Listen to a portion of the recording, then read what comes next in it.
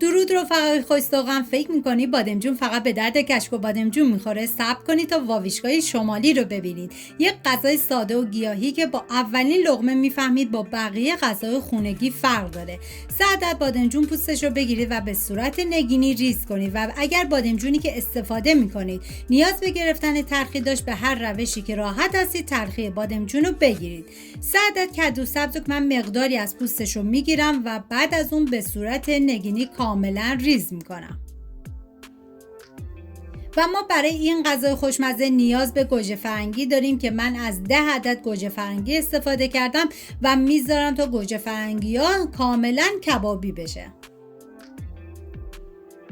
و حالا داخل تابه مقداری کمی روغن کنجد ریختم و بعد از اینکه داغ شد میذارم بادمجونا کاملا سرخ بشه و بعد از روغن جدا میکنم.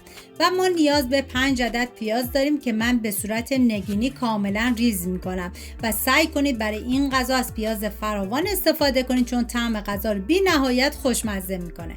و بعد از اینکه بادمجونا سرخ شدن من از روغن جدا کردم و کدوها رو ریختم داخل تابه و میذارم سرخ بشه و بعد از اون از روغن جدا میکنم.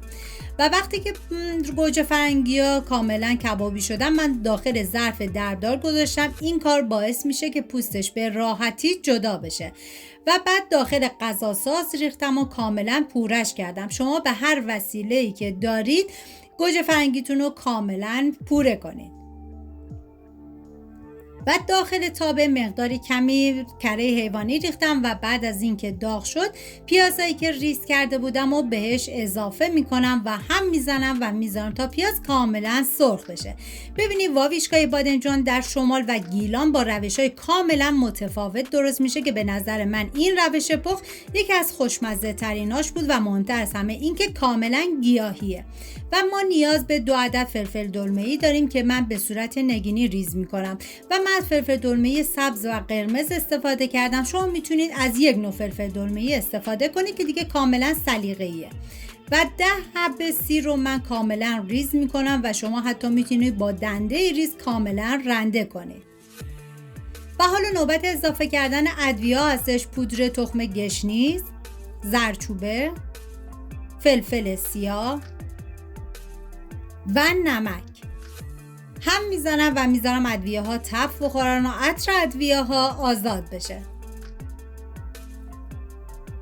و حالا فلفل دلمه‌ای که ریز کرده بودیم و به پیاز اضافه میکنم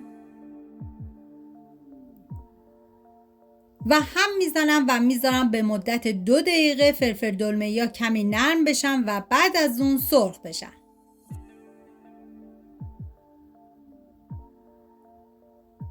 و بعد از اینکه دیگه فلفل دلمه‌ای هم کاملا سرخ شد حالا سیری که ریز کرده بودم و بهش اضافه میکنم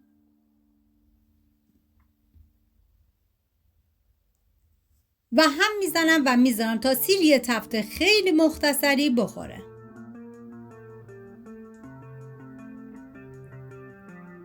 و حالا گوجه فرنگی پوره شده رو بهش اضافه میکنم و هم میزنم و میذارم تا گوجه فرنگی آبش کاملا کشیده بشه. واقعا جای تک تک شما دوستان عزیز خالی.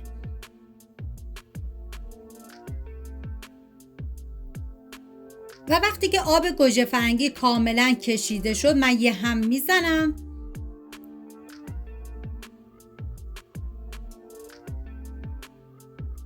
و حالا یک قاشق غذاخوری رب گوجه فرنگی و یک قاشق غذاخوری سس فلفل دلمه‌ای بهش اضافه میکنم. ببینید شما اگر سس فلفل دلمه‌ای نداشتید میتونید از 2 قاشق غذاخوری رب گوجه فرنگی استفاده بکنید. هم میزنم تا کمی سرخ بشه و بعد از اون با بقیه مواد مخلوطش میکنم.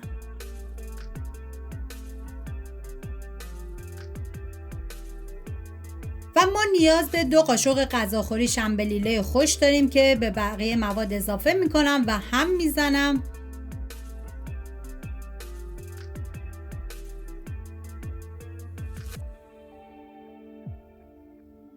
و حالا بادمجونی که سرخ کرده بودیم و به بقیه مواد اضافه میکنم و همچنین کدو سبزی که سرخ کرده بودیم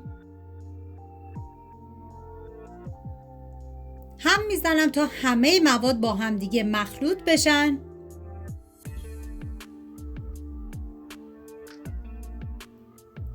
و من 4 عدد تخم مرغ رو داخل یه ظرف چکوندم و هم زدم تا کاملا از لختگی در بیاد و بعد از اون به بقیه مواد اضافه کردم. زمانی که تخم مرغ رو اضافه میکنید دیگه نباید هم بزنید، باید سر تابر بذارید به مدت چند دقیقه تا تخم مرغ خودش رو کاملا بگیره.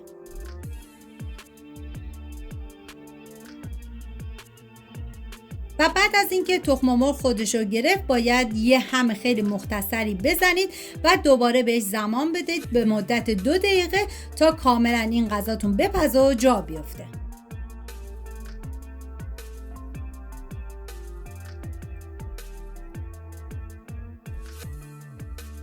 امیدوارم این واویچکای خوشمزه رو درست کنید و از طعمش لذت ببرید. اگه دوست داشتید حتما لایک کنید و نظراتتون رو برام بنویسید.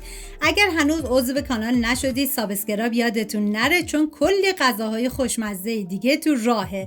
سپاس از همراهی همیشگیتون. تا ویدیوی بعدی مواظب خودتون و خوبی هاتون باشید.